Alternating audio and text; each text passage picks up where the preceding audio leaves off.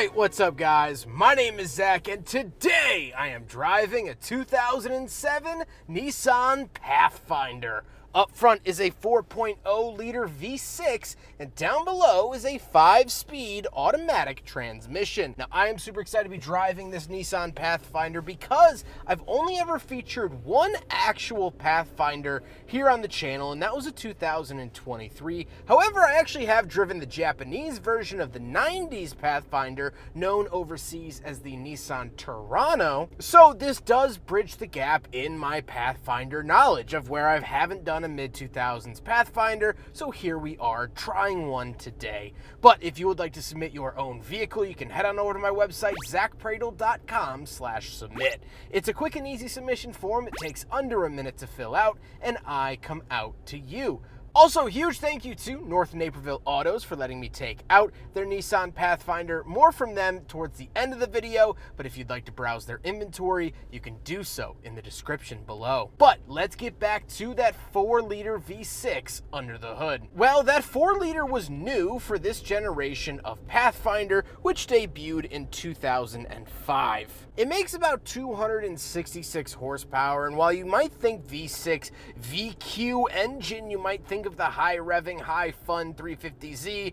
This is completely different. This is meant for lower revs and more torque without having the gas-guzzling V8 up front. The V8 was also reserved for the Armada, which was originally the Pathfinder Armada, but for this generation they split off, with the Armada using the full-size truck platform, but this uses the Nissan Frontier's body-on-frame platform, so it's a little bit smaller. Like I said, paired to it is a 5-speed automatic transmission. Nothing really to note there. However, you could find these, very rare, but you could find them in manual, much like the Frontiers could be manual at the time. And last but not least, this particular Pathfinder is 4-wheel drive. However, again, you could also find them in 2-wheel drive at the lower end. How does it feel to drive the 2007 Nissan Pathfinder? Well, it drives very truck-like because it is based off of the Frontier.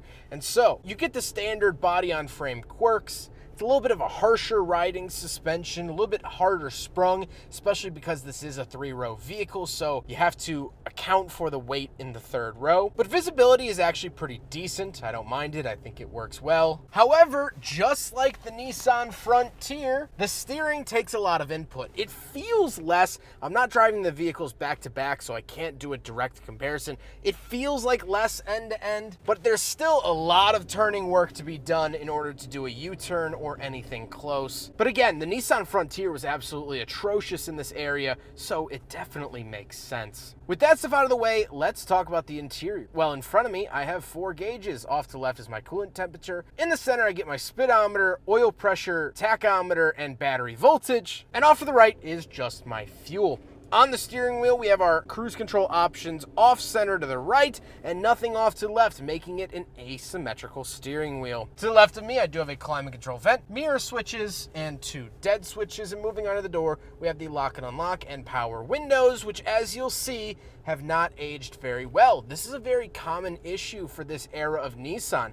Their interior plastics, although they look silver and nice, were actually painted, and so over time, if you had long nails or anything that could possibly scratch it, it scratched incredibly easy to show the black plastic underneath. We'll talk more about that in a second. Moving into the center, we get a little tray and the radio. Again, these buttons not holding up great. Climate control vents on either side, but something to expect with age. Down below, we have the climate controls, fan speed off to the left, temperature in the center, where to send it off to the right, with our hazard switch off to the left. Down below that, we have a cubby, our 4-wheel drive settings for 2-wheel drive, 4 high and 4 low, as well as our VDC off, accompanied by some dead switches. And then moving down below that, we have even more scratched plastic. Again, very characteristic of Nissan in this era. You find this in the Altimas, you see this in the 350Zs, you see this in pretty much all of their products. The shifter itself has held up decently well, although the plate hasn't, and it appears that this vehicle has, for some reason or another, been stuck in park, because that shift lock has been removed a time or 2. And then we have our cup holders. So we will do a big friggin' bottle test. And people often forget that there is a way to fail the big friggin' bottle test for being too big. And so with these rubber holders in, it's too narrow, but when you take them out, it makes the cup holder way too big, and the bottle rattles and flails around and falls out if you take a corner any bit aggressively. And so on both ends, it's both too small and too big for the big friggin' bottle. Center console doesn't really have anything going on in there, and then the seats are cloth. They are a very mid-2000s cloth where they're a little bit spongy as well. And I've always liked these seats. I think they work fine. They're not hurting my back. I don't have any shattered vertebrae to show you today, but they're also not the most amazing. You could find Pathfinders with leather, and that is going to be a little bit more comfy of an experience, but again, they might not hold up as well like the rest of this interior. So maybe cloth is the way. Maybe it's a little bit more durable. That might be up to whatever vehicle you can find. However, speaking of seats, we do have 2 more rows of seating. So let's go do some backseat reviews. All right, so we're in the second row of the Nissan Pathfinder, and the space is not great. I do have climate vents down here, as well as cup holders that pop out. And actually, these do pass the big friggin' bottle test, but rear cup holders don't count in the test. But in case you did want to carry your big friggin' bottle, you can put it in the back seat. The space in the back is not great. Because this is a smaller chassis than the Armada, it has to sort of squeeze the third row in, so you subject the second row to a loss of space. The Armada is going to be the better third row, or honestly, if you need a third row, the Nissan Quest of the era was way better. Get the minivan. That's what the minivan was made for. But here we are testing it out. Not lovely. My knees are hitting the seat in front of me. My head is coming very close to the ceiling. It's not great. But let's see if the third row is better. It's not going to be. First of all, I child locked myself in here, and it has those stupid door handles on like the C-pillars. There we go. All right, handle back here. Hold it down and forward. Leg up. Oh yeah. No, I'm not fitting in here with any sort of comfort. If I actually have seats in front of me, it's like I'm taking a knee at halftime. This is no good. Is it a 3-row? Yes. Does it have a third row? Yes. I don't recommend it. Beyond that, I do have storage back here and cup holders for the third row. However, I don't get any climate vents, and so it's a little toasty here today. I don't know if you could tell by my big forehead and all the sweat profusing off of it, but I'm warm back here, and I don't get any type of relief for that. So again, terrible third row. Do not recommend it. Let's hop into the back. Let's see where this third row would be and what kind of storage that comes with it. All right, around the back of the Pathfinder, big handle down here and pull it up. And once we are back here, here are the rear seats that we were just sitting in, but obviously you can fold them down like this, big handle here, and then you get a ton of space. As you saw with the back seat not being great, this is how I would recommend doing it. We do get a 12-volt outlet back here. Absolutely love to see that. You can utilize the storage from the third row now, like that. Little bags on the side, and we can pull this up for a little bit of storage down there, but nothing too crazy. We can close this up as well. And as you can see, we would be able to open the rear window. So the rear window does open up, and you do that by clicking this, pull it up, which it's a little bit tired. The struts don't want to stay up, but you can open up the rear window to access the back without opening the full tailgate. So very, very cool. Now we got to talk about the looks, and I like the look of this. It really does look like a slightly larger Nissan Xterra, of which I've always loved the Xterra. I've filmed a few of them. I really, really like that. It's basically the 2-row version of the Pathfinder. Shorter wheelbase, a little bit more off-road oriented, where this is a little bit more soccer mom oriented. The gray on gray is very mid-2000s. Wouldn't expect anything else, and overall, I think it's fine. With all of that being said, let's get on to my final thoughts. What do I think driving this Nissan Pathfinder from 2007?